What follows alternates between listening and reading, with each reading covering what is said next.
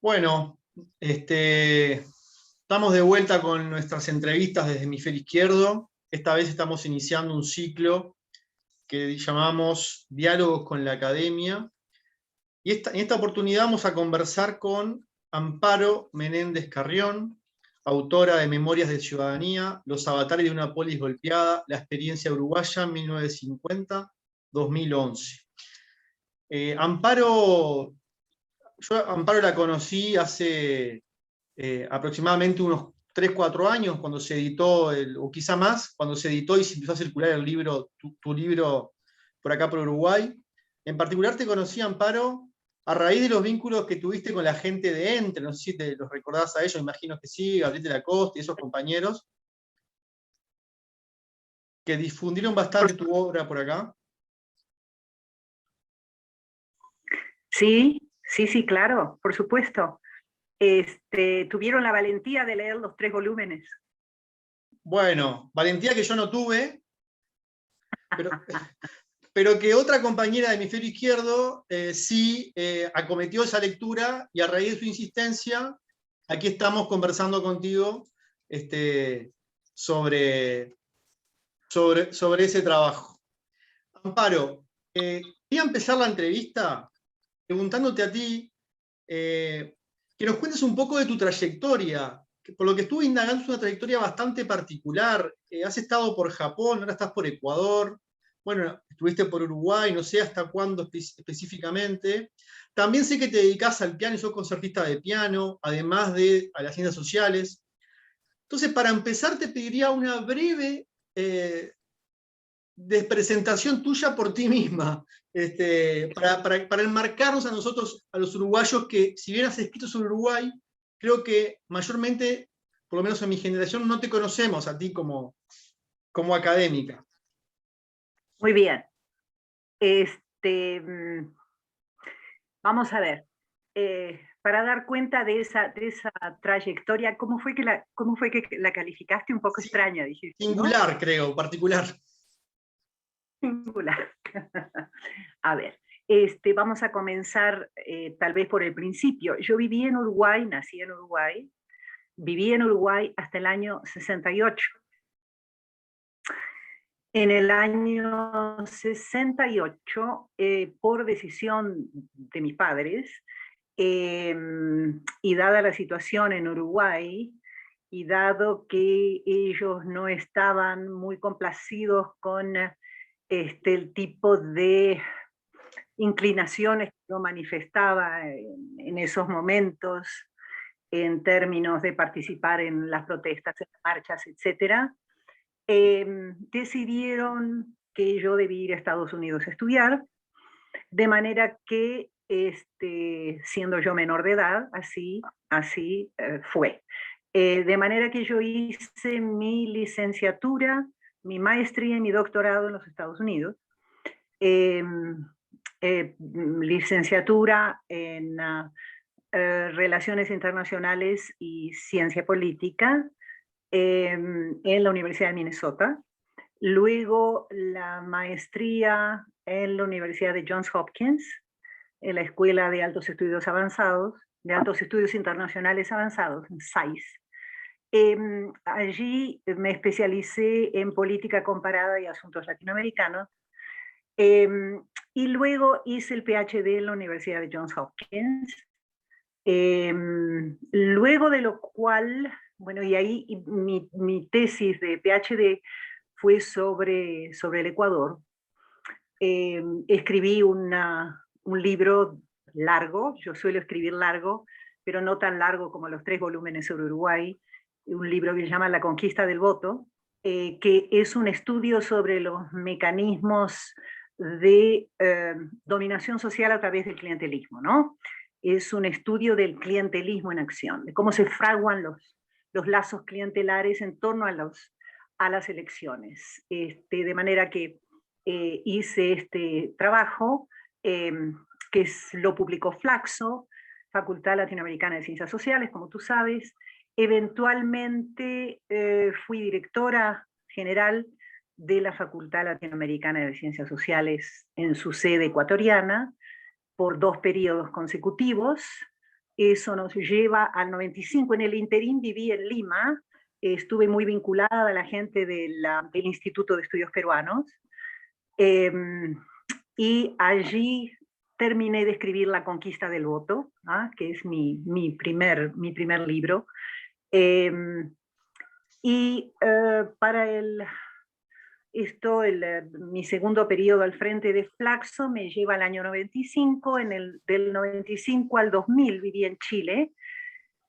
Fui profesora de la Universidad de Chile, primero en el Instituto de Estudios Internacionales, luego en el Instituto de Estudios Internacionales, y a petición de los estudiantes de Ciencia Política terminé también enseñando en Ciencia Política.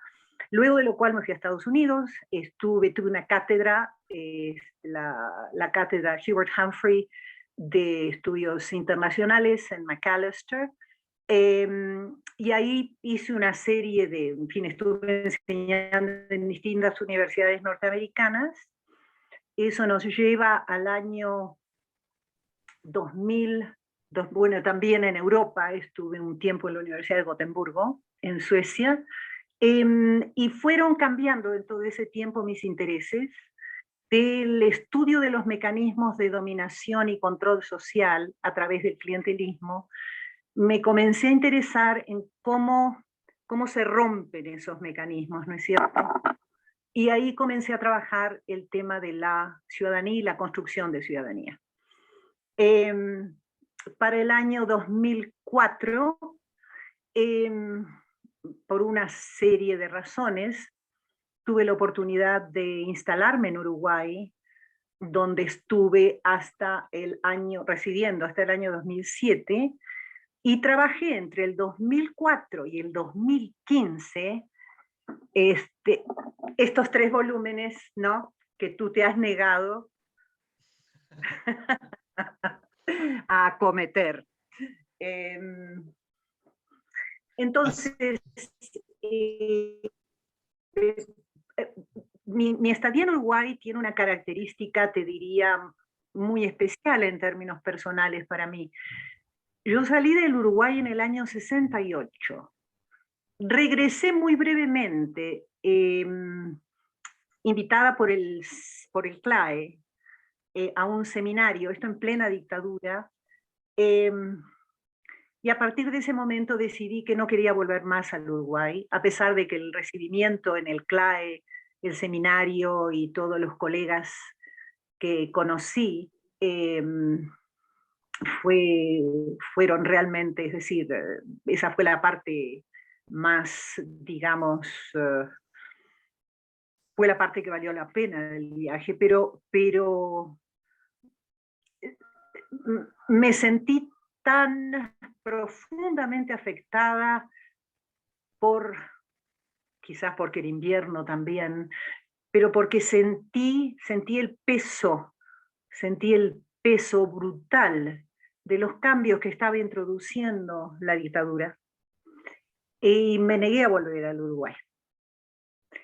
Eso fue en los 90, ¿verdad? ¿Perdón? En los 90, más o menos. Fue esa llegada a Uruguay la que no quisiste volver después. Estamos hablando, yo regresé desde el 68, al 68 partí. En el 73, en el 74 regresé a un seminario sobre necesidades básicas en el CLAE. Y fue en ese momento que decidí que no quería regresar. De la dictadura militar. Exactamente. Luego ya, en ese momento seguía en Johns Hopkins, haciendo primero de maestría, después el doctorado.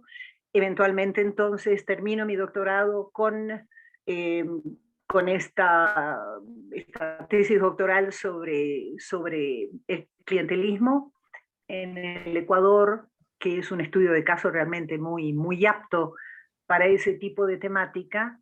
Ese libro se publicó, eventualmente entonces, 10 años en Flaxo, de allí zarpé a Chile, estuve en Chile, Instituto de Estudios Internacionales, Instituto de Ciencia Política, Universidad de Chile, también el ARCIS, que me invitaron a dar una serie de seminarios en el doctorado que en ese momento tenían.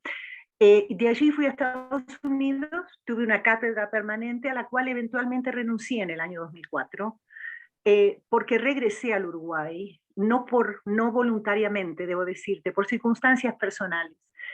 Pero al regresar, decidí que me tenía que quedar por un tiempo. Porque el tipo de temas que yo había estado, es decir, la manera en que yo había transitado mis intereses de entender las cosas, desde los mecanismos de control y dominación social a través del clientelismo, a pensar luego cómo se rompen, cómo podemos pensar en la ruptura de esos mecanismos y entonces comenzar a trabajar el tema de la ciudadanía. Después de haber estado entonces en Estados Unidos con mi cátedra permanente y de haber estado haciendo una serie de estadías en universidades europeas, de las cuales recuerdo como sumamente importante, y eso está en el prefacio de Memorias de Ciudadanía, al encontrarme en una plaza y encontrar en esa plaza una serie de elementos que me remitían a la cultura de lo público, tal cual yo quería pensarla, ¿no es cierto? Tenía ahí todos los elementos para poder pensarla. Luego, tiempo después, regresar al Uruguay y encontrarme también algo que fue muy impactante para mí, regresar a la plaza de mi infancia, que era una plaza en la cual, de la cual tengo recuerdos nítidos, porque era un lugar en que yo me sentía a salvo. Y me sentía a salvo entre gente que no conocía, entre extraños, siendo una criatura de 6, 7, 8 años. Esta plaza, cuando regreso en el año 2003, la encuentro en un completo estado de decadencia y un lugar de tránsito, un lugar ¿Podemos decir qué plaza es? donde aquella, claro, es la Plaza de los 33. Plaza de los Bomberos. ¿Ubicás? Sí, claro, también La conocida como Plaza Plaza de de los los Bomberos. Bomberos. Exactamente, sí, sí. Como Plaza de los Bomberos. Esa plaza, Rodrigo, era un lugar que en mis recuerdos era un lugar cuasi paradisíaco. Allí estaba yo jugando con mis amigos, amiguitos que no necesariamente yo conocía, los hacía en la plaza. Mientras a esa plaza me llevaba mi abuela conversaba con sus amigas, la gente pasaba, se reunían, se sentaban, hacían picnic, todo en una armonía y con un sentido, yo te diría, una belleza, desde el punto, es decir, articulando elementos que yo eventualmente, no como niña, entendería como esa conexión entre ética y estética, ¿no? Ese lugar paradisíaco se convirtió en mis ojos, al regresar a esa Plaza de los Bomberos, un lugar monstruoso. Monstruoso, ¿por qué? Porque estaba en el mismo lugar, pero ese lugar había tenido un descenso estrepitoso hacia imágenes lacerantes, pobreza, miseria, hambre, había gente pidiendo limosna. Además, todo ese sentido estético se había perdido, había una serie de como hay hasta ahora, creo, por lo menos hasta el 2018, que fue la última vez que estuve en Uruguay, una serie de casetas de lata en un ángulo de la plaza, y gente que la transitaba para no quedarse ahí. A partir de ahí me dije a mí misma, Amparo, renuncias a todo, dejas tu cátedra, te tienes que quedar. ¿Por qué? Porque yo necesitaba entender ese cambio. necesitaba entender más allá de esa plaza, qué significaba en ese lugar al que yo había regresado, que no lograba reconocer. ¿Mm? Sin embargo, yo tenía mucha claridad con respecto a haber estado en aquel lugar que yo recordaba, y además ese lugar que yo recordaba había sido recordado también por otros uruguayos que yo encontré en el camino estando en el exterior. ¿Mm? Entonces decidí quedarme, me quedé del 2003 al 2007, monté este proyecto de investigación con el respaldo institucional del CLAE, allí estuve afiliada, tuve además y me proporcionó la posibilidad de un excelente equipo de investigación, ahí conocí a Paulo Rabeca, Natalia Moreira, que trabajó conmigo, eran muy jóvenes en ese momento, estamos hablando de 2004, también Víctor Peralta, Ana Viña, y yo traje un asistente de investigación sueco, exalumno mío, porque necesitaba en el trabajo de campo ojos suecos. ¿Ya? Me quedé entre el 2003 y el 2007, residiendo en Uruguay, haciendo un trabajo de campo muy intenso, y regresé 2007, 2008, 9, 10, 11, 12, 13, 14, 15, para hacer seguimiento a todo lo que, a todos los datos que habían sido procesados en el transcurso del trabajo de campo, que involucró una etnografía de prácticamente el 80% del territorio urbano del Uruguay, y para asegurar que yo tendría actualizada mi mirada hasta el momento de publicación del libro, que fue en el 2015. ¿Ya? De manera que este trabajo para mí es un reencuentro. Bueno, y terminé de redactar el libro en Japón. Y además sucedió lo siguiente, que yo lo estaba redactando en inglés, pero en determinado momento me dije que no, que eso no correspondía, aunque hubiera sido mucho más práctico, digamos, publicarlo en inglés, porque además tenía las editoriales esperando por el libro. Decidí que este libro tenía que publicarlo en Uruguay. Y después tú me dices que todavía no lo has leído. ¿Ves? Paso error el... Amparo, muy interesante esto que decís. Varias cosas me anoté de esto primero que dijiste. Primero, un primer exilio en el 68, por llamarlo de alguna manera, es una forma de exilio, ¿no? Luego, un pensar el Uruguay desde el exterior también, y desde los puntos de comparación, ¿no? Transitando por el mundo, pensar el Uruguay, pero transitando por el mundo. Y lo tercero, que me parece interesante, es que, como por lo que contás, tomás la decisión de pensar el Uruguay cuando te confrontás con la memoria de una niña, que sos vos. O sea, la memoria de una niña en una plaza, y lo que pasa con esa memoria cuando esa misma plaza es visitada años después. Y quizá vos, quizás esa distancia espacial con Uruguay te permite ver ese contraste, ¿no? Con más claridad que quienes estamos siempre acá, nos acostumbramos a ese declive, a esa, bueno, a eso que tú un poco hablas en el texto, ¿no?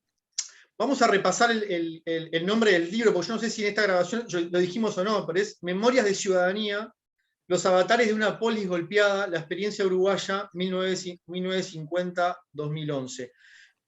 ¿Te pasaría a preguntar ahora? Mira, sí. ¿Puedo hacer una pequeña interrupción, Rodrigo? Sí, claro. ¿De dónde sale el título? No sé si dice 1950-2011. Creo que no dice. Porque te cuento que en realidad ese fue el primer, es decir, 1950-2011 fue para mí, fue la manera en que me lo planteé a mí misma al principio, pero este libro terminó siendo un recorrido genealógico del presente,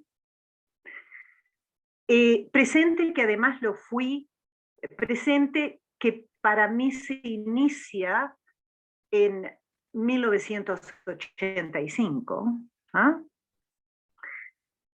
Y se va desenvolviendo hasta el 2015, fecha de publicación del libro, y hasta el día de hoy.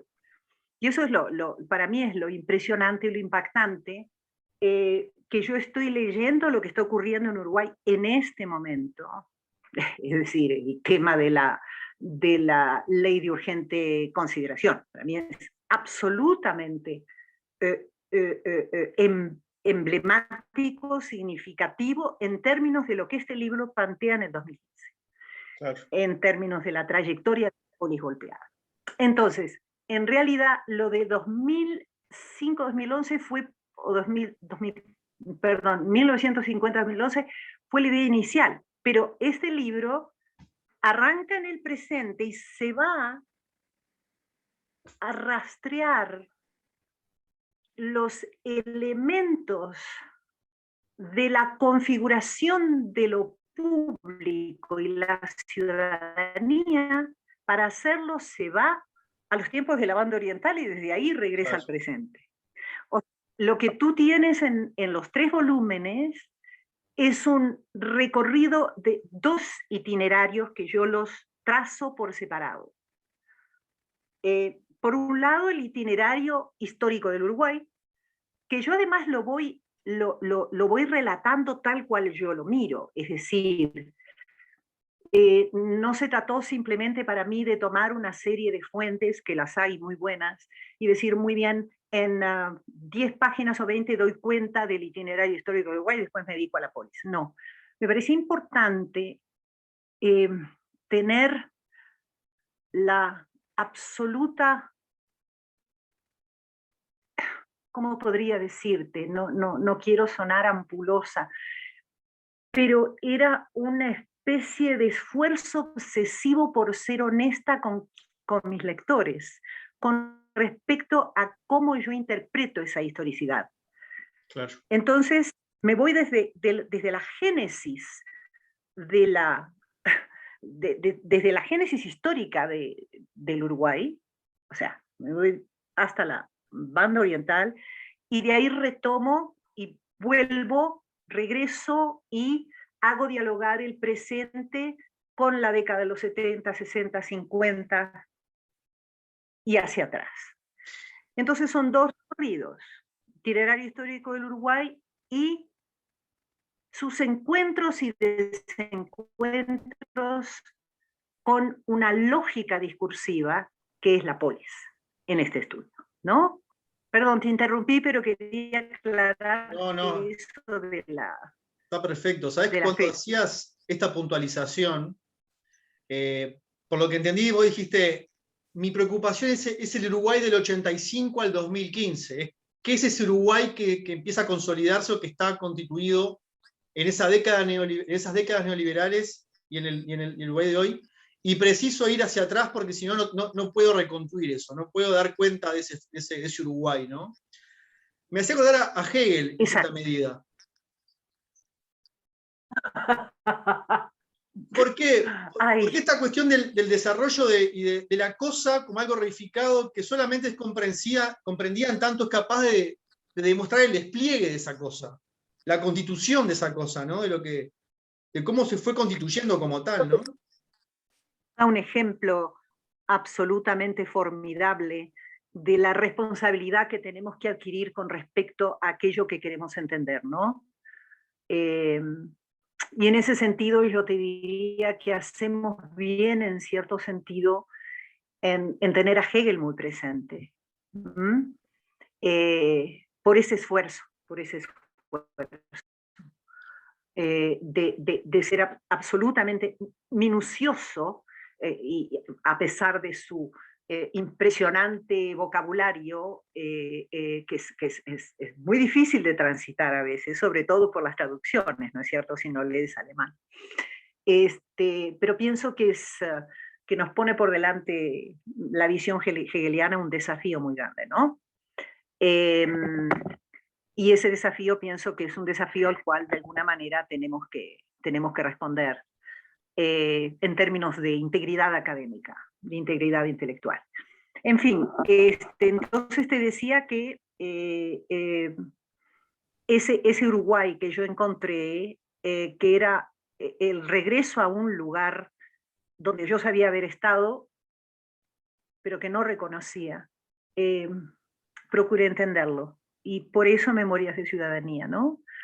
Eh, y lo que ocurre es que el Uruguay, no solamente que procuré entender, uh, de alguna manera, es decir, no es que no hubiera, y los había y los hay, muy buenos estudios acerca de distintos aspectos de las dinámicas socioeconómicas, políticas del Uruguay. Pero de todas maneras, me parecía a mí, o por lo menos era una necesidad que yo me planteé, poder tener una visión comprensiva, ¿ah? Comprensiva, para lo cual tenía que irme hacia atrás. Y al mismo tiempo, ese impacto que me causa el momento de regreso al Uruguay empata y engarza con lo que estaba trabajando a nivel teórico en ese momento. Y lo que estaba trabajando era toda una lectura una relectura, el intento de hacer una relectura de lo público y la ciudadanía, desempolvando la idea de la polis. ¿Mm? Entonces, de repente confluyeron esos dos intereses. Un interés que me colocaba en el plano de la teoría y la filosofía política, la sociología y la economía política, pero en términos teóricos, y por otro lado, el momento de la experiencia, ¿ah? Con el cual me topé. Entonces, me dije a mí misma, caramba, pero esos recuerdos que yo tengo y las conversaciones que he tenido con otros, eh, y las lecturas que he hecho en el camino sobre Uruguay, a pesar de que yo nunca había trabajado antes sobre Uruguay.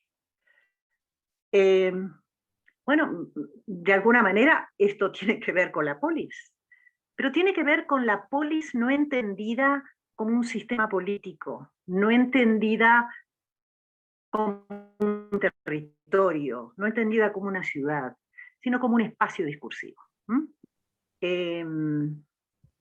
¿Me escuchas? Sí, te escucho bien. Y entonces esa fue la génesis de Memorias de Ciudadanía, que como te decía, lo trabajé y que implica bueno, hay todo un trabajo, un componente teórico que ocupa prácticamente el primer volumen, donde hago una lectura muy pormenorizada de los debates sobre la cuestión de la ciudadanía, sobre la noción de discurso, sobre hegemonía, sobre la polis, sobre el espacio público, sobre todas esas nociones de las cuales yo parto en el plano analítico, en el plano conceptual, y luego planteo mi propia lectura. Mi propia lectura de lo público, la ciudadanía, la polis. Y luego este trabajo involucró, por un lado, todo lo que es una lectura muy profunda de la trayectoria, de la historicidad del Uruguay. Por otra parte, una lectura ya donde empalman el campo de la teoría y el campo de la experiencia, una lectura de los encuentros y desencuentros de ese espacio discursivo con ese territorio. Y cómo a partir de esos encuentros se configura algo que fue en determinado momento deslumbrante desde el punto de vista de la configuración de algo concreto que podemos llamar un espacio público, que es, en definitiva, no es un espacio físico, aunque involucre lo físico, es un espacio de relacionamiento y convivencia regido por los dos ejes que articulan la polis: la pluralidad, que no es lo mismo que el pluralismo, la pluralidad, igualitarismo. En definitiva, entonces, este es un estudio acerca de cómo se configura, cómo se estabiliza, cómo estabilizar significa lograr hegemonía. ¿Cómo se configura el espacio discursivo de la polis? ¿Cómo logra estabilizarse como régimen de regulación discursiva? ¿Cómo va erosionándose? ¿Y cómo llega a lo que yo llamo el momento frontera? Momento frontera, que yo te diría, lo podemos perfectamente situar en todos aquellos componentes que hacen parte del planteo de la ley de urgente consideración. ¿Mm? Perfecto, Amparo, sí. Yo te iba a empezar preguntando, para organizarme, abordando tu obra desde lo conceptual en primer lugar, como los grandes núcleos conceptuales que están ubicados en tu obra, que son bastante originales a mi juicio, como una obra historiográfica, una obra de ciencia política también. Y luego, en un segundo punto, pasar a lo histórico, ¿no? Cómo ese itinerario histórico también ha tenido expresiones concretas. Ahí está el vallismo, ahí va a estar el herrerismo, ahí va a estar la dictadura militar, por supuesto. Pero quería seguir en este primer nivel, el nivel conceptual. Vos ya hablaste un poco de la polis, yo creo que podríamos profundizar un poco más en esto de la polis, porque es una categoría central de tu trabajo. Y te preguntaría, de vuelta, ¿qué es esta polis? Vos decías, es un espacio discursivo, es un espacio de lo común. ¿Y por qué elegís esa categoría como algo clave? ¿Y por qué elegís a la polis como el punto de condensación conceptual del cual desprendés todo o sobre el cual confluís? En definitiva, todo tu planteo es el desarrollo de la polis y la decadencia de la polis, ¿no? Contanos un poco más, traducinos un poco más eso a quienes no estamos habituados a hablar en esos términos. En definitiva, lo que el Uruguay me permite o nos permite hacer, digamos, yo soy simplemente un vehículo de una posibilidad de mirada distinta, ¿no es cierto? Lo que el Uruguay permite, dado el tipo de historicidad societal que ha transcurrido hasta este momento, es darnos un caso significa un caso teóricamente potente para poder entender qué significa la construcción de una ciudadanía, porque hay muchas formas de ciudadanía, la construcción de una forma de ciudadanía regida por dos ejes que van juntos, pluralidad e igualitarismo. En un contexto, además, en el cual, porque esto además lo que te permite es entender construcción de ciudadanía desde lo colectivo. Es decir, aquí lo que me interesó a mí fue precisamente ver cómo es que un régimen de regulación discursiva, en definitiva, la polis es eso. Su némesis, que es el discurso neoliberal, es un régimen de regulación discursiva también. Y por eso te cuento, para a ver si te animás a leer el libro o a tomar por lo menos el volumen, hay un capítulo que se llama La Guerra de dos Mundos, claro, donde lo que yo muestro es la batalla, las guerras, los impases entre estos dos mundos. Cada uno de esos mundos tiene un orden, está constituido por maneras de mirar, por maneras de hacer las cosas, por tipos de prácticas, por elementos que nosotros podemos llamar valores. ¿Ah? Y la noción de la polis, luego de haberla trabajado mucho en términos de qué es lo que ha significado la polis desde su génesis, como para nombrar, es decir, que la génesis de la polis, ¿qué hace? Nombra un lugar concreto donde hay algo que también se nombra ciudadano, que tiene un reclamo sobre ese espacio, ¿no? A partir de ese momento, si tú haces una lectura de cómo se ha movido y cómo se ha trabajado conceptualmente la polis, a pesar de que se ha trabajado de muchas maneras, te das cuenta que hay un elemento ahí que te permite entender qué es lo que todas esas luchas que han ido o que han sido nombradas bajo la noción de la polis, lo que tienen en común. Y para mí eso eso te digo, es para mí una inquietud permanente. ¿Qué es lo que las cosas tienen en común? Y la trayectoria de la polis, cuando la miras en términos, por ejemplo, de los contrastes que se pueden establecer entre la polis griega, con todas sus limitaciones, ese original, el original de la polis, con todas sus limitaciones, porque era excluyente, era un igualitarismo excluyente en definitiva.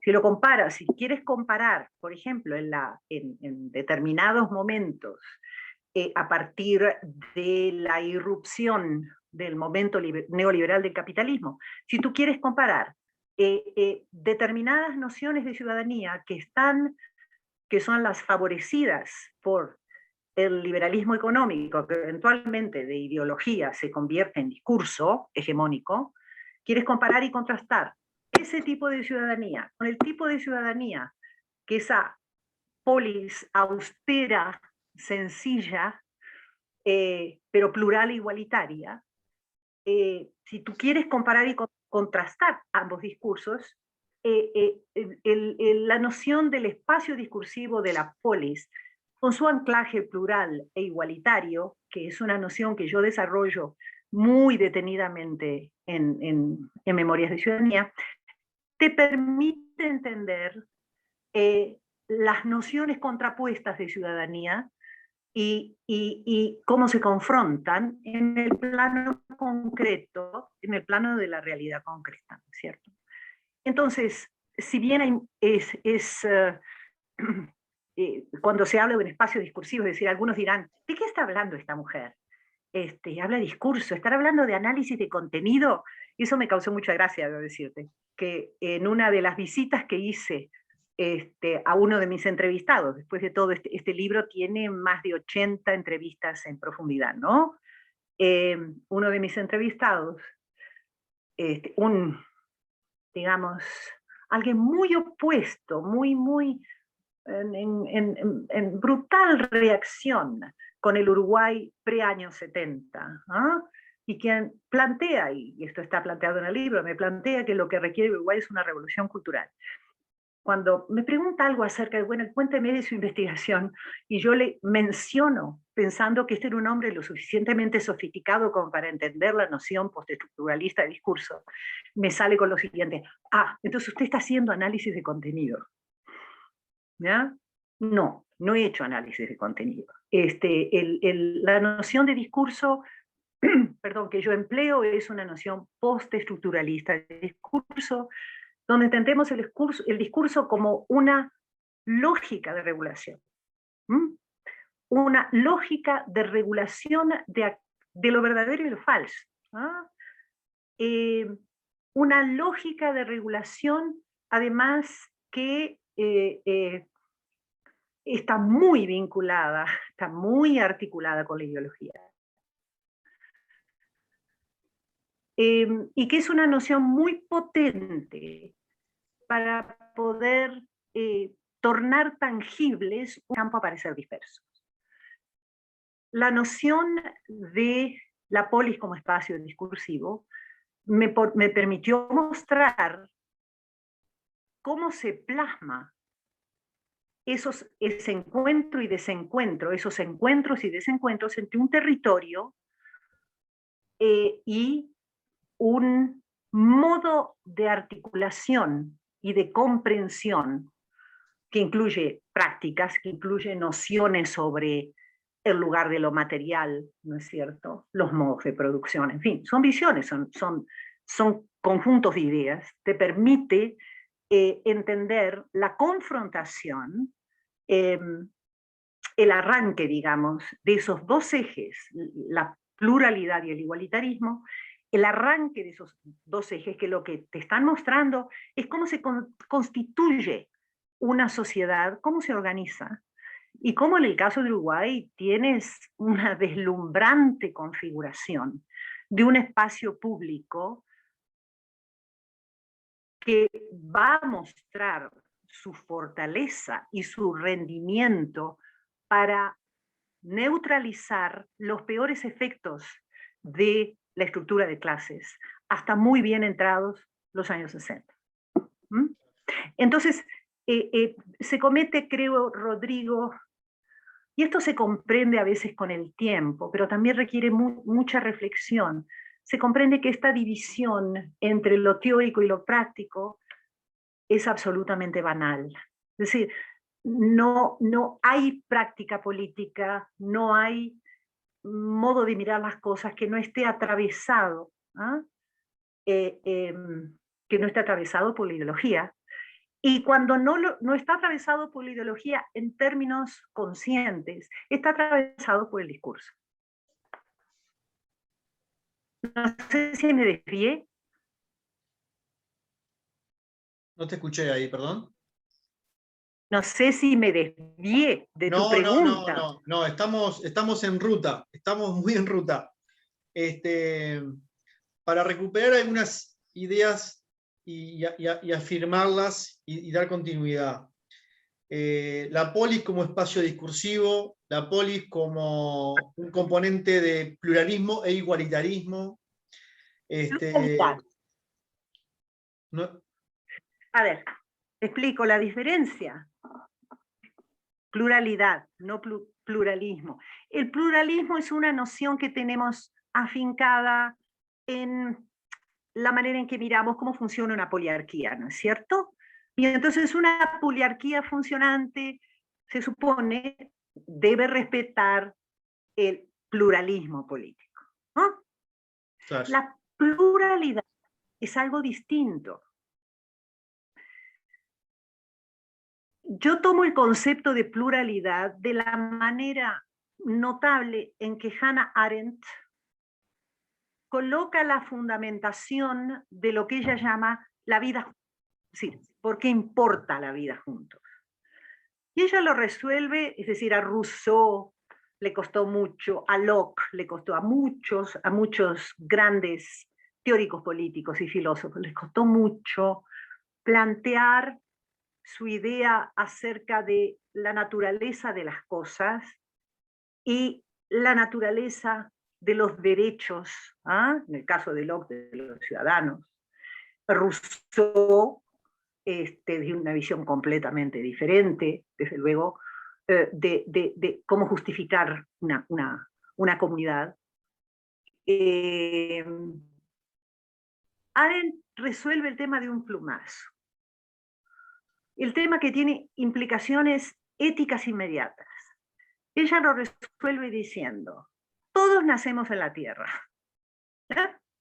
Todos nacemos en el mismo lugar.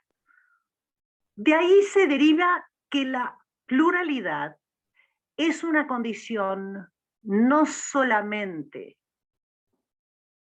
sine qua non, sino per quam de la política. ¿Ya? Ella trabaja el tema de la pluralidad de una manera muy notable. Yo hago todo un análisis de la manera en que Arendt hace su planteo de la condición, en la condición humana acerca de lo que ella llama un mundo en común. Es una visión crítica y me hace falta en determinado momento, reflexionando sobre el rendimiento teórico potente de la arquitectura del pensamiento de Arendt para pensar lo público, me hace falta en determinado momento el el igualitarismo, ¿no? Porque ella no lo trabaja, más se le puede impugnar por ese lado. Eso es una crítica que está también planteada en uno de los capítulos de Memorias de Ciudadanía. Entonces, como mi interés ha sido pensar los modos de construcción de una ciudadanía hacedora de un espacio público fuerte, es inevitable para mí engarzar y articular la noción de la polis como un espacio discursivo presidido por un modelo ejemplar, modo de regulación, regido y anclado en un eje plural e igualitario. ¿Ah? Sobre esto de los modelos ejemplares, hay toda una literatura muy rica.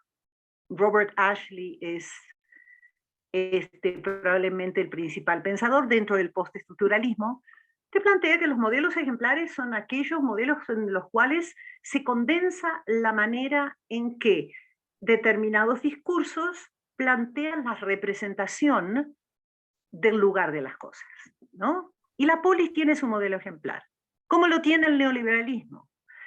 Y creo que sería bueno también que le des un vistazo a los modelos ejemplares de la polis, plasmados en las actividades concretas y prácticas concretas, maneras de ver las cosas, modos de ser y estar en público de los uruguayos a través de los testimonios. Y además de ese modelo ejemplar de la polis, que es lo que va a regir, dentro de mi propuesta, lo que va a regir el momento hegemónico de la polis en el Uruguay. ¿Ah? Entonces, lo que tenemos en mi manera de mirar, en un esfuerzo de ser lo más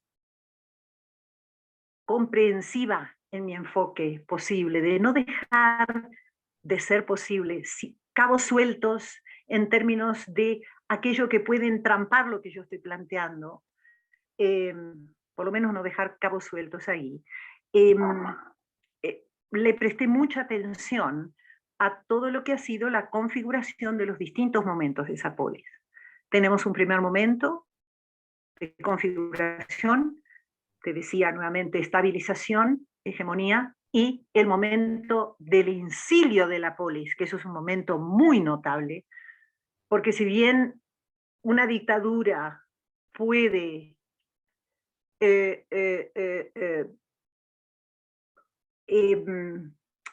hacer cesar la poliarquía, no puede hacer cesar la polis. Y de ahí el incilio. ¿Y quiénes son los protagonistas de todo esto, Rodrigo?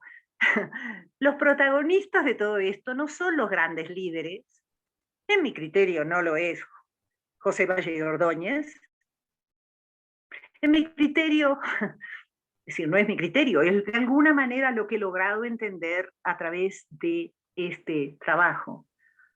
La estirpe de la polis, tal cual lo muestra el caso uruguayo, que como te decía es un caso de alto rendimiento teórico, para poder transitar por esos distintos momentos de la polis y poder mostrarlos de manera concreta. Los grandes protagonistas son las organizaciones de base, los sectores populares, las cooperativas, las organizaciones mutualistas, los gremios de trabajadores, recuérdalos si tú has leído los tipógrafos, ¿no es cierto? Los obreros sindicales. La polis no es algo que se construye desde arriba, se construye desde abajo. ¿Ah? Y ahí está presente la organización colectiva, y ahí está presente un sentido de cómo nos vamos a colocar en relación a los demás, que no necesariamente son aquellos con los que quisiéramos necesariamente convivir, pero están ahí. Cómo posicionarnos ante los demás, ante el opuesto, ante el contrario, y cómo posicionarnos con relación al Estado, y cómo lograr ciudadanizar el Estado. Entonces, las lecciones en términos de procesos de construcción de ciudadanía que arrojan un fuerte espacio público, las tenemos en nuestra historia. Y la noción de la polis como un espacio discursivo que se va a plasmar en un modelo ejemplar, así como el discurso neoliberal tiene sus modelos ejemplares con textos específicos, y yo lo planteo de manera muy detallada y pormenorizada en Memorias de Ciudadanía. Entonces, ese espacio discursivo que tiene un modelo ejemplar, que está regido por dos ejes, que tiene además una manera de disciplinar las peores manifestaciones de una sociedad de clases, porque a menos que tengas un nirvana revolucionario, a menos que tengas un nirvana revolucionario, vas a estar en una sociedad de clases. Y lo que es muy notable en términos de lo que se logró construir en ese momento hegemónico de la polis, es ese nodo medio, que es un engranaje invisible que hace confluir los modos de hacer las cosas, los modos de convivencia admisibles en una sociedad plural, regida por un eje plural igualitario, los modos de hacer las cosas que van a mantener a las clases sociales y las peores manifestaciones de la exclusión y la división de clases completamente neutralizadas e incapaces de poder dar saltos que ese eje hegemónico no permite, ¿no? A ti esto eres muy joven. ¿Cuándo naciste, Rodrigo? 85. 25, claro, para ti esto es, Con el fin te del das cuenta, incilio. yo te estoy hablando, ¿ah? Con el fin del incilio nací. Naciste con el fin del incilio, ¿ah? Y ese es un momento, te decía, deslumbrante de la polis. Pero ya a esas alturas, y ahí hay otro concepto que entra en juego en Memorias de Ciudadanía, que es la noción de capital de la polis. Hay un capítulo completo donde yo planteo, y ten en cuenta que estas no son elucubraciones, estas no son abstracciones, son elementos que van surgiendo de lo que yo llamo el empate entre teoría y experiencia, ¿no es cierto? Es desde ese empate que yo trato de trabajar permanentemente.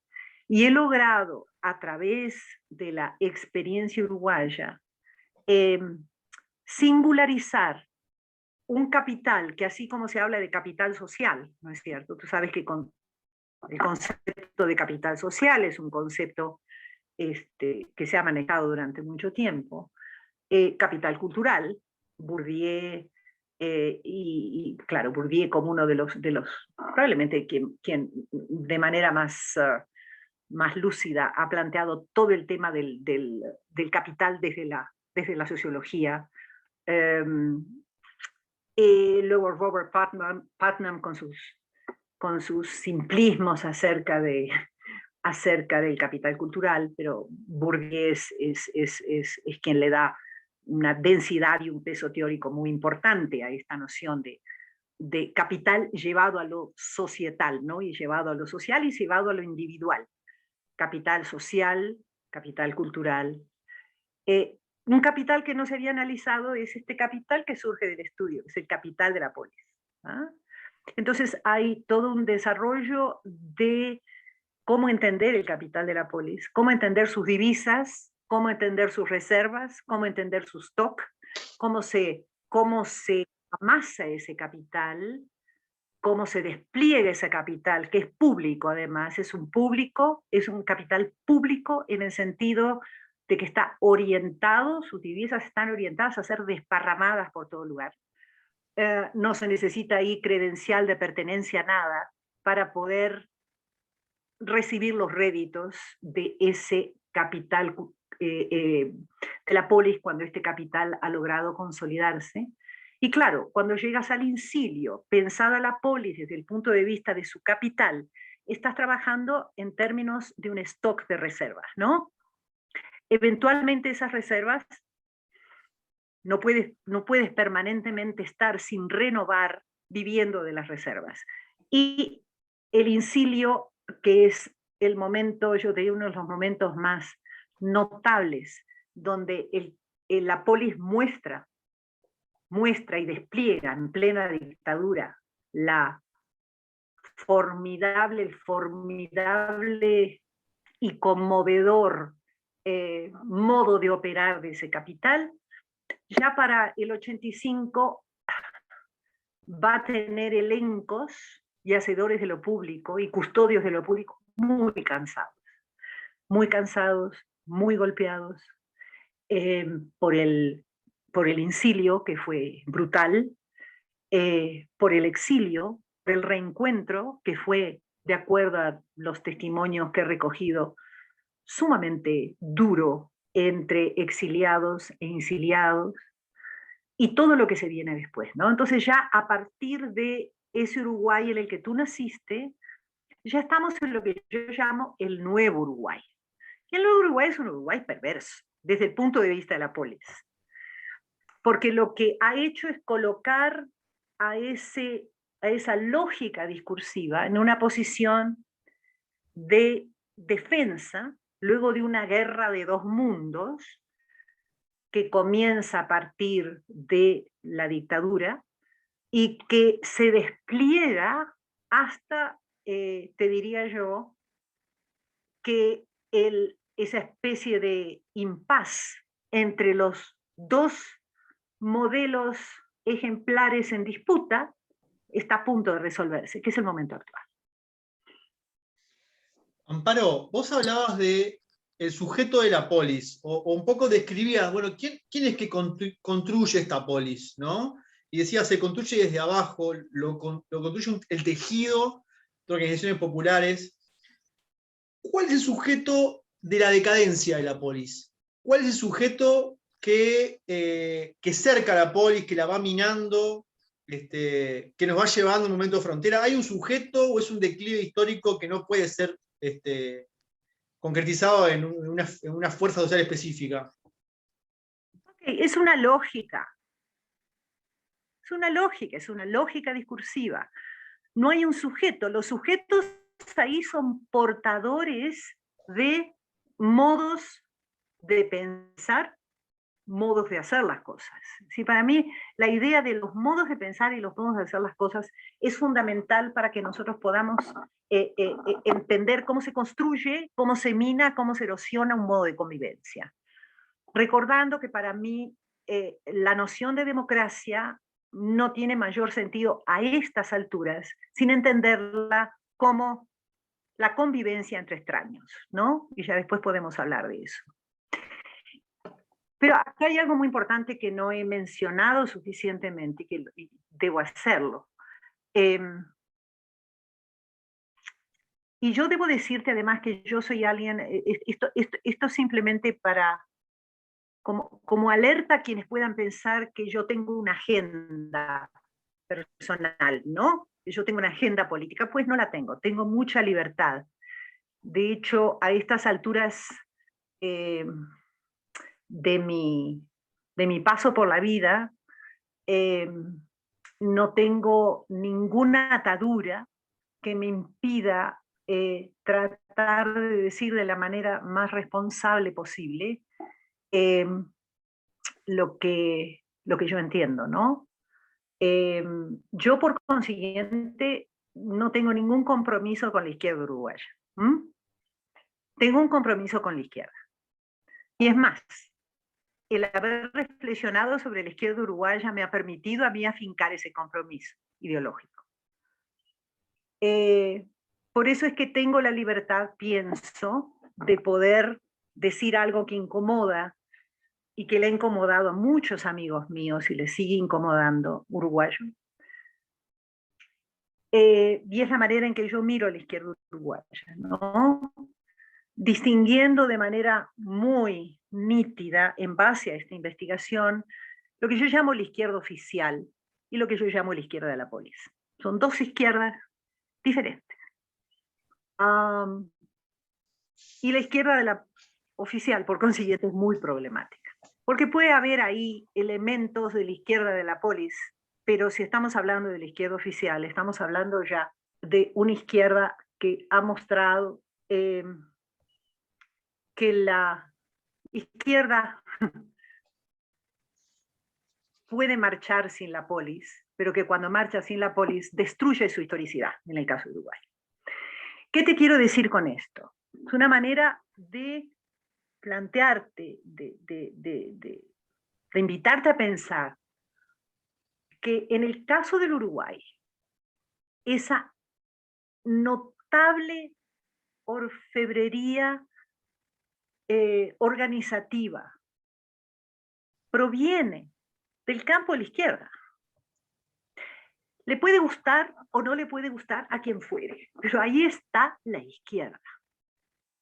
Ahí están los migrantes, y ahí es cuando yo me irrito mucho, cuando se habla irresponsablemente, el sentido común habla fuera del Uruguay, es una cosa que a mí, debo decirte, debo ejercer todos mis controles para no perder mi amabilidad ante la persona que lo dice. Ah, uruguaya, país europeo, ¿ya? Me irrita mucho esa manera de identificarnos, porque además los europeos que llegan al Uruguay son excedente de mano de obra, gente que fue explotada en Europa, y son además personas que fueron perseguidas políticas. Entonces, esta idea de la construcción europea del Uruguay es de una banalidad y lamentablemente se reproduce internamente. Y eso es uno de los mitos que este trabajo a través de la perspectiva de la polis puedes combatir. Ahora bien, te decía, no se puede pensar la densidad temprana, organizativa, previa al vallismo, previa a 1904, que el Uruguay adquiere sin pensar en lo que hace la izquierda. Sí, claro, se va a hacer una poliarquía prolija eventualmente, y eso es importante, pero lo que contribuyen los migrantes, que como me dijo un militante de Fukman, me dice, nuestros abuelos trajeron al Uruguay dos cosas, cultura del trabajo e ideología. ¿Mm? Y eso se va a plasmar en lo que consultores, colegas míos, algunos consultores de Naciones Unidas, del BID y de otros organismos internacionales, cuando llegan al Uruguay, no sé si hoy, porque no he hablado con ellos sobre este tema recientemente, pero sí hasta hace unos 5 años atrás, te decían que es muy notable, imagínate, el día de hoy, donde yo estoy mirando una polis erosionada y golpeada, ellos están viendo un tejido organizativo muy denso. ¿Ah? Pues claro, lo comparan y lo contrastan con otras partes. Ahí está la izquierda, pero es una izquierda que se construye desde lo obrero, se construye desde lo popular, y desde ahí se construye algo que es muy notable en el caso del Uruguay, que es la idea, bueno, además respaldados por lo que es la aparición de ese modo de articular el Uruguay tempranamente, que es la escuela pública. Lo que tú ves como una constante cuando miras hacia atrás, en los momentos de configuración de ese espacio discursivo plural igualitario, desde sus momentos de configuración hasta su momento hegemónico y después, en términos del capital de la polis, tú lo que ves ahí es algo muy importante y cuya politicidad hay que destacar, que es la noción de la palabra como un patrimonio colectivo. ¿Ah? Los obreros ferroviarios, los obreros de los frigoríficos, la clase trabajadora,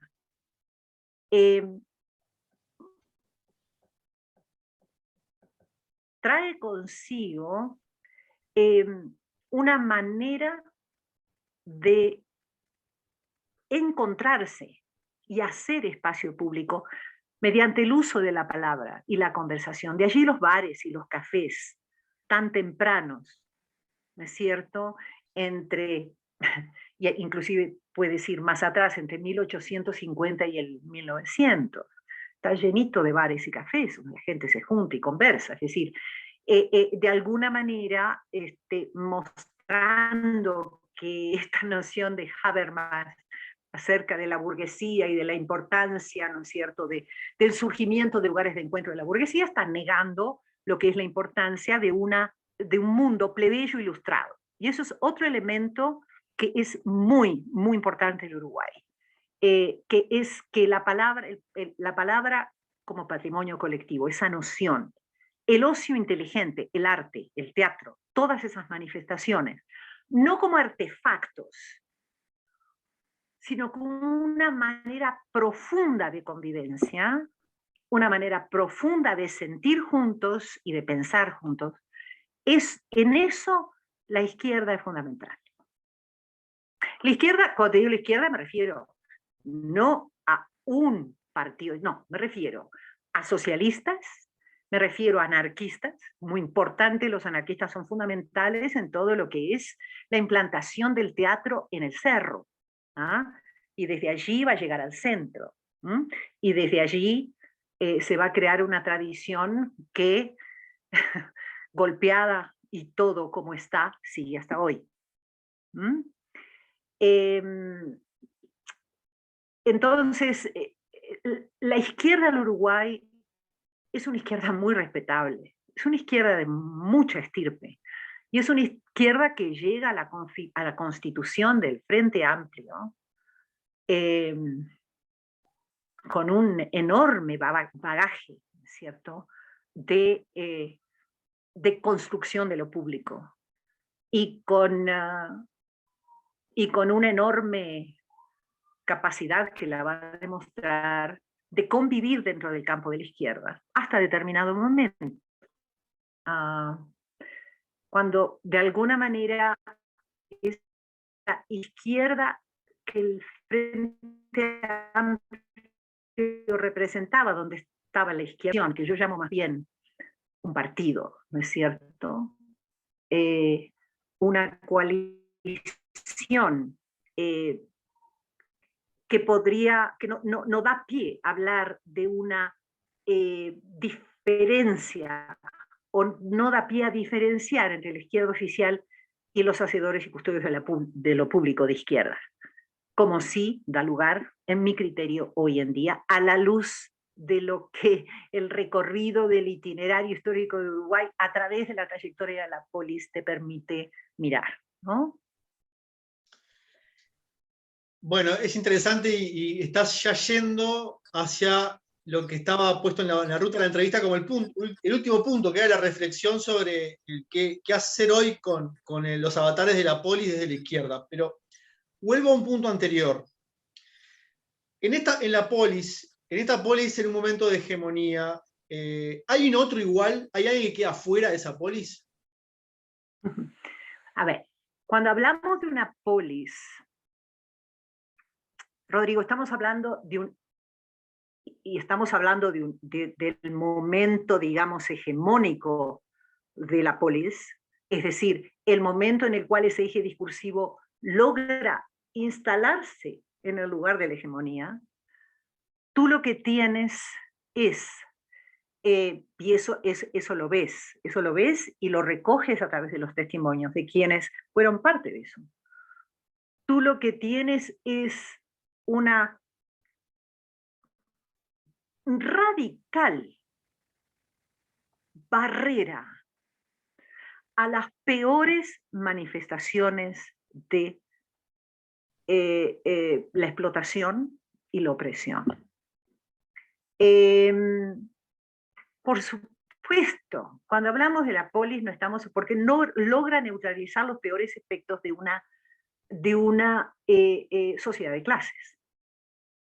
algo que va a cambiar por completo a partir del 85. Es decir, el momento en el cual se pierde esa hegemonía, el momento en el cual el incilio llega a su fin, porque la polis todavía está operando y, como te decía, en base a sus reservas, saca las reservas, ¿no es cierto? Y ahí está este impresionante y deslumbrante incilio que está performativizado además, sí, por la gente de teatro, por la gente de la cultura, pero también por los empleados bancarios. No nos olvidemos de una institución impresionante en todo esto, que es la Asociación de Bancos del Uruguay, ¿ah? En su momento clásico, digamos, que es el momento en el cual está caminando junto a toda la clase trabajadora, a pesar de que son, y por eso muchos de ellos pueden hacer teatro, tienen estabilidad laboral. Claro. Es decir, la noción de precariedad laboral es una noción que no existe realmente como un elemento preeminente para poder tipificar un rasgo societal el momento en el cual la polis es hegemónica. Es decir, hay pobreza, por supuesto. Yo trabajo mucho y trato mucho y le presto atención a ese tema, ¿no es cierto?, de cómo puedes tú estar planteando un eje plural igualitario y hay desigualdad. Sí, porque no estamos hablando de un nirvana revolucionario, estamos hablando de sociedades concretas y reales, estamos hablando de lo que se logra una vez que tú tienes una manera, una sociedad en su conjunto y su capacidad organizativa y su capacidad de ciudadanizar el Estado. Yo veo de esa manera la era vallista, ¿no es cierto? Cuando Valle llega al poder, ya tiene un país que está en proceso de modernización. Valle no va a tener que erigirse en el pater familias de la modernización del Uruguay. Lo que él va a tener que hacer es responder a las pulsiones que vienen de la sociedad y de una sociedad que ya está organizada y donde la izquierda es muy importante. ¿Mm? Entonces, el Estado se transforma en brazo de la polis. Así lo veo yo al Estado uruguayo. Y entonces, en términos de sujetos, tú me preguntabas, ahí me perdí un poco. A ver, ¿cuál era la pregunta? Los sujetos, entonces, lo que tú tienes es que hay un componente ideológico muy fuerte aquí. Es decir, es impensable la polis sin la izquierda. ¿Ya? No, la pregunta era si había un otro. Aún en la polis había alguien que no estaba dentro de esa polis y que era una especie de figura, una afuera, ¿no? Yo te diría que todos estaban dentro. ¿Por qué? Porque aún aquellos que no se preocuparan, es decir, hablemos concretamente, sectores conservadores, si se quiere. Pero aún así es muy interesante, porque yo tengo algunas entrevistas con sectores del conservadurismo clásico, donde tú ves cómo están siendo, sin darse cuenta, regulados por ese eje virtuoso. Claro, pues te iba a preguntar si podíamos hacer un clivaje vallismo-herrerismo para pensar esto, pero veo que no cuadra. La perspectiva no. Lo puedes hacer ese clivaje claramente cuando tú estás hablando del sistema político, ¿no es cierto? Pero acá estamos hablando de el encuadre. Acá estamos hablando de lo político, no de la política. Claro. La política es parte de esto y muy importante, y claramente tú ahí vas a tener fuerzas, no solamente el clivaje, Rodrigo, Valle-Herrera, tienes el clivaje dentro del propio Partido Colorado, ¿no es cierto? A Valle no le fue fácil sacar adelante el tipo de reformas que las pulsiones de la sociedad estaban demandando y que empataron con su sensibilidad.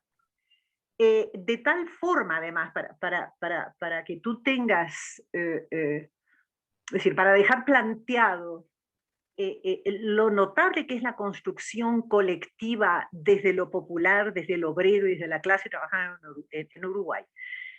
Tú no tienes en el caso de Uruguay, en el momento de configuración, en el momento que está en alza, ¿no es cierto?, el capital de la polis, que está empezando a operar y que está empezando a articular los modos de relacionamiento y convivencia, incluyendo el sistema político, incluyendo lo político. Tú no tienes en el caso de Uruguay, esto está muy claramente plasmado en los modos de relacionamiento entre Valle y la clase obrera organizada. Es decir, el contraste con la clase obrera de Brasil, de Getúlio Vargas y de Perón en Argentina es total. Tú no tienes un fenómeno populista en Uruguay en el momento vallista, porque no te lo permite precisamente ese eje plural igualitario y la fuerza organizativa y claridad ideológica que tiene que ver además con componentes éticos muy importantes de los sectores obreros, no van a permitir la cooptación. Entonces tú lo que tienes es una afinidad de propósitos, y Valle muy inteligentemente va a saber, va a constituirse históricamente en el propulsor de un Estado que se convierte en un brazo instrumental de la polis. Dentro de este encuadre y de esta visión y de esta lectura de la trayectoria del Uruguay, eso es el vallismo. Lo cual no quiere decir que no tuvo y que no hay permanentemente. Es decir, la polis no es un lugar de armonía y, por favor, no es un mundo feliz. Esta idea tan superficial que, sin embargo, ha circulado, ¿no? A veces en tono de autoaplauso y otras veces en tono jocoso, ¿no? Un mundo feliz, el Uruguay, el país de las perfecciones conseguidas. Pues no.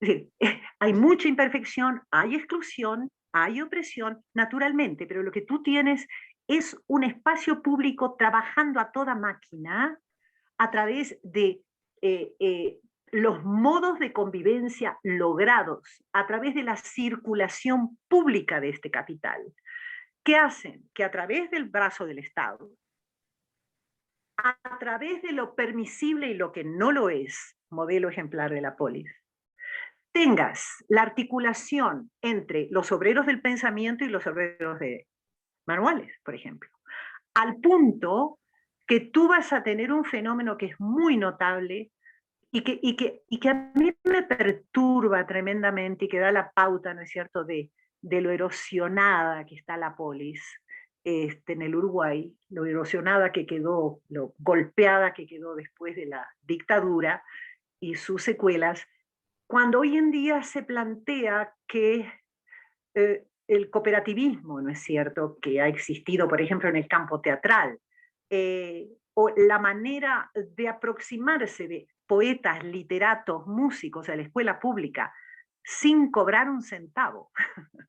Y tú lo vas a ver eso también cuando leas el libro, que eso de alguna manera es explotación laboral. O sea, he llegado a leer ese tipo de cosas y yo digo, realmente la penetración perversa del discurso neoliberal no tiene límite, ¿no? O como hace pocos días que veía todo un debate, pues se quedaron en un panel muy consternados porque un señor nombrado director de la Biblioteca Nacional empezó a hablar de las políticas culturales de la dictadura, y luego hay un artículo que me llamó la atención, vi en la diaria, donde se dice que en realidad hay que entender que por supuesto había políticas culturales en la dictadura, y yo no sé en qué tono se decía, y claramente ahí había una disonancia tremenda en términos de cómo posicionar el tema. Y esto lo traigo a colación porque los discursos que se están construyendo actualmente no están tomando en cuenta la historicidad que está ahí para ser recuperada por una memoria que tiene que ser activada, ¿no? Entonces es clarísimo, por supuesto, los sectores que construyen el incilio, sí, son fundamentalmente sectores de izquierda, pero también hay quienes no eran de izquierda. Ese capital de la polis no te pregunta a ti quién eres, para que tú puedas recibir sus réditos. Y en caso de los conservadores, sí, tú me decías, bueno, hay quienes están fuera de ese espacio. Yo diría que no es que estén fuera o dentro, es que hay un modo permitido de relacionamiento en el cual, fíjate hasta qué punto ese modelo disciplina las peores manifestaciones de la exclusión, es decir, de la exclusión de clase. En el Uruguay no se hablaba, y eso está claramente sentado en las entrevistas. Se hablaba de sectores, no se hablaba de los sectores, digamos, no se hablaba de un sector oligárquico, esto no está en el léxico de los protagonistas de toda esta historia. Se habla de sectores de poder adquisitivo más alto, se habla de fulano de tal está en buena posición económica. Fíjate tú la diferencia, ¿no? En fin.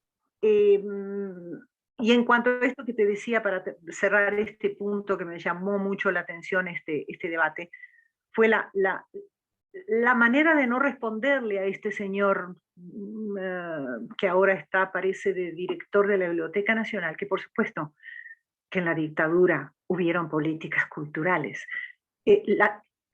La cultura es lo más importante, y lo que hizo la dictadura fue instalar el inicio de la desconversión del Uruguay. ¿Ah? Y eso el ataque es clarísimo. Escuela pública.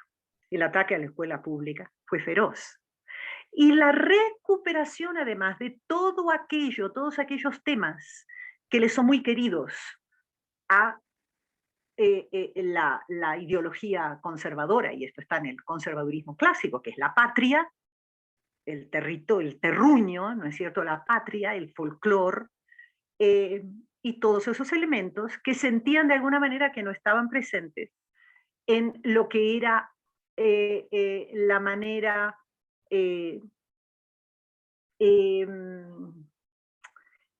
impulsada por ejemplo, el teatro independiente durante el incilio, si bien los temas de lo rural están presentes, ¿no es cierto?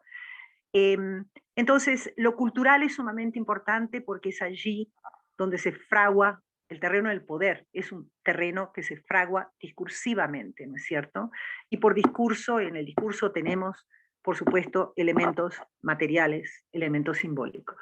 Y lo que tenemos actualmente es, de alguna manera, el intento de culminar, y esto es una lógica, no es que alguien se lo haya planteado, no es que haya un presidente de la nación o un ministro de educación que se plantee directamente esto, o a lo mejor sí, ciertamente el ministro de educación es mucho más sofisticado que el presidente de la República, en el caso del Uruguay. Dicho sea de paso, fue uno de mis entrevistados y es interesante. Si bien no está nombrado, ahí está plasmada su noción de lo público y lo privado, y la articulación entre ambos. Lo que tú tienes hoy en día es, en el caso del Uruguay, uno de los momentos ya casi culminantes de un proyecto de lo que yo llamo la destrucción creadora neoliberal que se inicia con la dictadura. El momento frontera, lo que tú hablas como momento frontera, inicia con la dictadura militar y va hasta hoy. El momento frontera en realidad se inicia, no, lo que se inicia allí, ten en cuenta que es muy difícil para una dictadura cívico-militar, es muy difícil acabar de golpe con una lógica discursiva. Puede acabar con la poliarquía, puede acabar con la democracia, puede suspenderla. No puede acabar con una lógica discursiva. Puede exiliar, matar, asesinar, torturar, etc. Pero no se acaba con un eje plural igualitario de un día para el otro. Lo que se produce a partir, y perdón que me voy a mover, pero tuvimos que cambiar al teléfono, voy a tener que cargar el celular. Lo voy a cargar. Tranquila, dale nomás. Un segundo. Ok. Y ahí me tengo que... A ver.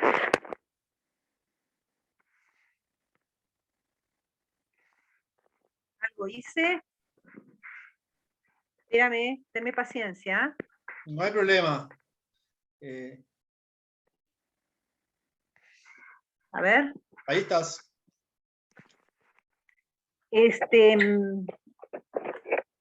A ver, ayúdame a retomar el hilo. No, estábamos hablando de, yo te pedía que nos caracterices un poco dónde situás el momento frontera, en qué arco temporal. Ok, yo te decía que a partir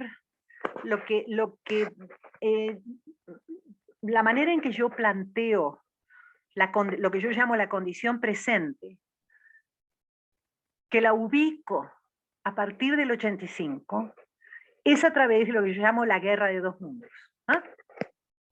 Llega un momento en el cual vas a tener una guerra silenciosa, si no es una guerra declarada. Estamos hablando, después de todo, de un constructo teórico, un modo de interpretación, una clave interpretativa, ¿no es cierto? Que es la clave que se propone a través de movilizar la idea de la polis de esta forma.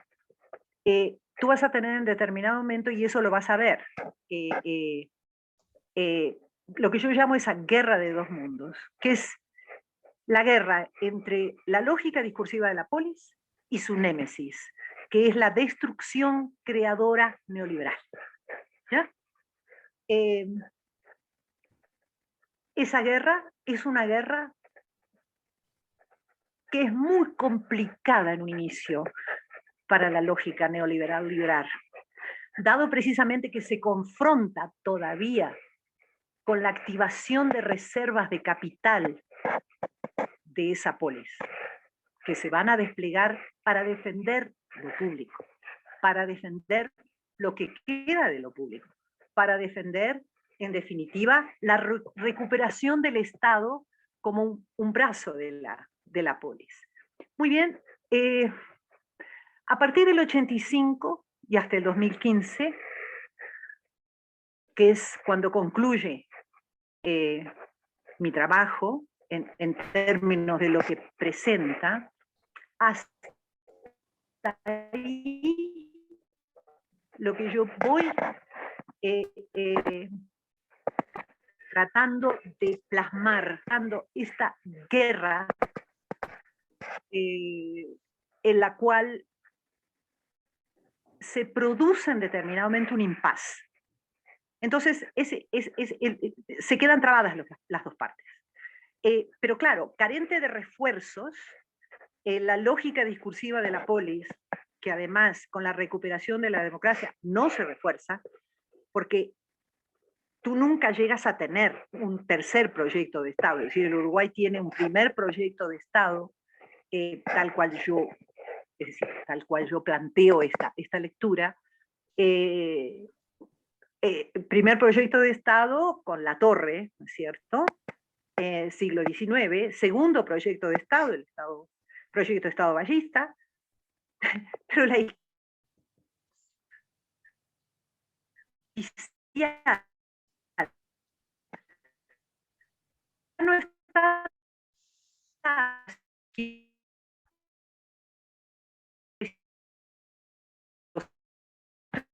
izquierda, es decir,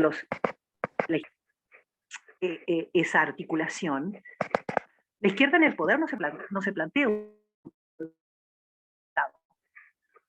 lo que va a ser, en mi lectura, la izquierda en el poder es gobernar de una manera bastante prolija y ciertamente va a la economía de una manera prolija, va a atender en un contexto completamente diferente al contexto de la polis hegemónica, un contexto en el cual sí, en ausencia de ese nodo medio regulador que disciplina las clases, lo que tú tienes en definitiva es que el análisis de clases se vuelve muy importante, ¿no es cierto? A partir del 85.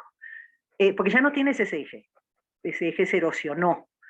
la polis está difícilmente tratando de defender lo que queda de la memoria colectiva, y llega la izquierda al poder, y yo quisiera preguntarte, bueno, no quiero preguntar, me pregunto, y dejo la pregunta planteada, ¿dónde está el proyecto de Estado? En mi criterio no lo hay. La izquierda en el poder se dedica a administrar y a tratar un poco, no es cierto, pero no tanto, de ser menos liberal, neoliberal que las administraciones anteriores. Pero la lógica neoliberal se despliega a partir del 85 casi sin cortapisas, excepto por las organizaciones de base, y tú tienes algunos plebiscitos que son notables. Tienes la lucha de FUCBAM, que es notable también, por mi criterio. El FUCBAM clásico, no sé cómo esté ahora, en este momento frontera, pero FUCBAM es una teoría de ciudadanía en acción, así les veo yo. Tienes las asociaciones jubilados, tienes los sectores populares que se movilizan de derecha. Pero la izquierda ahí no está, sectores populares, acerca de que la lógica neoliberal es muy sofisticada, ¿ah? Y puede incluso afectar a la izquierda misma. Entonces, en esta guerra de dos mundos, el momento en el cual ha avanzado lo suficiente como para hacer recular al capital polis que está simplemente emitiendo reservas, se llega a un momento frontera. Y Memoria de Ciudadanía termina en ese momento frontera y lo muestra. Momento frontera es un momento en el cual ya la polis ya no está en condiciones, por consiguiente, de contrarrestar el embate de la lógica discursiva casi a punto de convertirse en hegemónica. Y para eso la maniobra tan lamentable para el Uruguay, que tuvo ese espacio público fuerte, esa escuela pública extraordinaria, donde los eufemismos perversos de la heterogeneidad interna al sistema educativo no existían, donde los organismos internacionales no habían introducido una serie de maneras en las cuales tú, en definitiva, estás afincando la pobreza, estás afincando todo aquello que la polis combatió y logró desafincar de una sociedad estructurada en clases. Llegas a un momento en el cual yo diría, en esa frontera hay dos posibilidades. O la polis se convierte, ahora sí, ya no en memoria, sino en una remembranza, ¿no? Dando lugar a una cosa muy perversa que es la nostalgia, porque la nostalgia no sirve para nada políticamente, o de alguna manera sectores de la izquierda no oficial,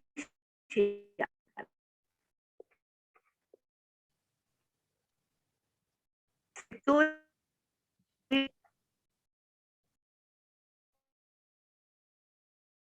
social, todos aquellos que una sensibilidad agregar comienzan a hacerse del tipo de momento en que de frente que este momento frontera no termine con las desfiguraciones,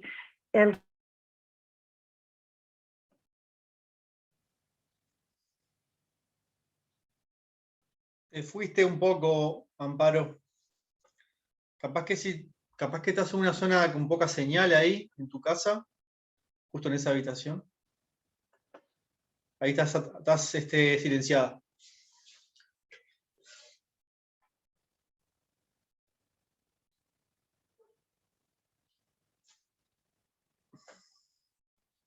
Está silenciada.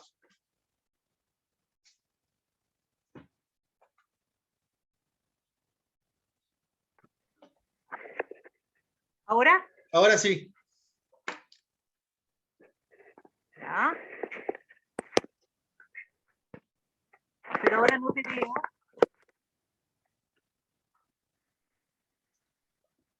Ahí te escuchaba recién, no sé ahora. ¿Me escuchás? Sí, te escucho. Ok. ¿Me ves? No, no te veo. Yo tampoco. Estabas con la otra posibilidad, con la posibilidad optimista, digamos. Digamos, con la posibilidad más trabajosa, no sé si optimista, pero yo te diría que desde una sensibilidad de izquierda y un compromiso de izquierda, y al ver de alguna manera con, con un sentido de futuro, el tipo de presente que se está fraguando en este momento, pienso, por ejemplo, que la izquierda en este momento debería estar totalmente movilizada, pandemia o no. La izquierda ha tenido una gran capacidad de imaginación en el pasado, para poder cumplir la labor pedagógica urgente que se requiere para detener la ley de urgente consideración, llegar a un plebiscito, ¿no es cierto? Pero no un plebiscito de impugnación de 135 artículos. Eh, Tenemos que entender a lo que nos estamos enfrentando. La LUC es un símbolo y un reflejo muy plasmable y concreto de eh, eh, eh, la culminación del proceso que gatilló la dictadura de destrucción creadora neoliberal. ¿Ah? Que además en el caso de Memorias de Ciudadanía está reflejado en todo lo que es la transformación de los espacios urbanos y la conversión prácticamente de grandes tramos de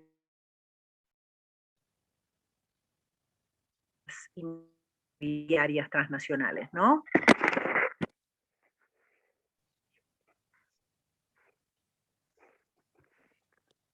Ahí te perdí de vuelta. ¿Me perdiste de vuelta? No, ahora te Qué escucho. barbaridad. Te A ver, escucho. ahora me escuchás. Yo estoy, a ver, estoy tratando de volver. Aquí algo pasó con esta conexión, pero bueno, ¿me estás escuchando? Ahora te escucho, sí. Amparo, te iba a preguntar para ir cerrando nomás. Sí. El 20 de mayo, Día Detenido Desaparecido en Uruguay, que es la marcha quizá más grande que tiene Uruguay en los últimos años, junto con el 8 de marzo. ¿Ves ahí, inscribís ahí ese acontecimiento en esta guerra de dos mundos? Es un acontecimiento de la polis, ¿ya? Es decir, yo te diría que hay algo que me ha, que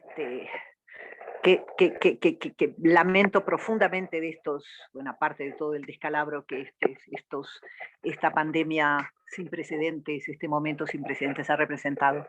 En lo personal, yo anhelaba estar en el 2020 y este año en Uruguay participando de esa marcha, que para mí es un momento muy profundamente conmovedor, en el cual yo siento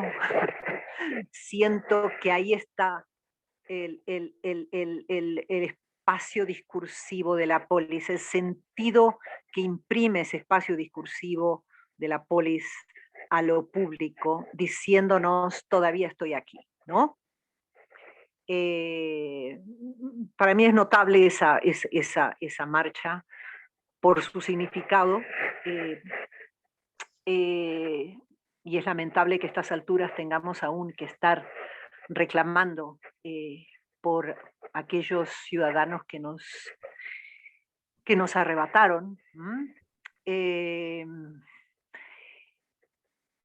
Pero es esa manera, la estética misma de esa marcha en silencio, em, los modos de estar juntos en esa marcha, yo te diría que son una manifestación de una polis que está diciendo todavía estoy aquí. ¿Ah? Sí, sí, comparto plenamente eso. Este, Espero en la del estar allí el 2022. ¿Tenés Y planes de venir? yo lo que estoy esperando que estoy esperando que podamos sacarnos las mascarillas para poder, para poder ir a Uruguay. ¿Sí? En otras palabras, estoy esperando que la situación, no quiero decir se normalice, esa es una palabra tan gastada, que la situación vuelva a una, es decir, que la situación que estamos viviendo actualmente eh, eh, nos permita regresar a la posibilidad de abrazar y ver las caras de las personas que queremos, estimamos y respetamos, ¿no? Y sobre todo estar de nuevo en el pago. Amparo, yo iría dejando por acá la conversación. Me parece que esto sirve como una introducción a tu obra, apenas una introducción, y un diálogo de alguien que no leyó todavía, pero solamente leí artículos, introducciones y comentarios. Me parece que igual es claro que este trabajo que vos hacés, que esta recuperación, que esta historización del Uruguay que hacés desde estos conceptos, nos sirven para nutrir, para darle espesor a un momento de deliberación política que está abierto en Uruguay, creo yo, y que se vuelve más urgente en el marco de estos nuevos golpes a la polis, como bien decías vos, que se condensan en la LUC, pero se condensan con todo el programa de gobierno que está arriba de la mesa con la coalición multicolor, ¿no? Entonces creo que hay un buen insumo para que eso tenga registro estratégico y registro histórico de ese debate, ¿no? Absolutamente. Yo te decía, estaba, pensando hoy, mientras leía algunos de los articulados de esa porque además en términos de forma, es notable ver un gobierno uruguayo que no guarda las formas, ¿no? La redacción de esa ley es bochornosa en términos formales, es disparatada en términos de la dispersión de artículos, de temas. No hay allí claramente otra intención que simplemente asestar un golpe bajo en un momento en el cual además esta ley no tiene nada que ver con la urgente consideración, porque ahí no hay nada con respecto a la pandemia, ¿no es cierto?, ni la situación sanitaria. Pienso que sería muy lamentable que la izquierda en su totalidad, es decir, tiene un momento de probar que todavía está en capacidad de vencer sus miedos, ¿ah? Porque una de las cosas que se instaló, incluso en el seno de la propia izquierda, fue mucho miedo a partir del 85 con la reapertura democrática. Miedo a veces a decir las cosas, miedo a confrontar. Es urgente, me parece a mí, que la izquierda se movilice para lograr esas 750.000 firmas, para ver si se convoca un plebiscito, no para, insisto, en el rechazo de 135 artículos, sino de la ley en su totalidad. Porque que esa ley sea aprobada significa y nos remite a una estocada cuasi mortal a la memoria histórica del Uruguay y a su propia, si tú quieres, a mí no me gusta usar la palabra identidad, pero al propio sentido que fraguó el Uruguay y su ciudadanía con tanta lucha y de manera tan notable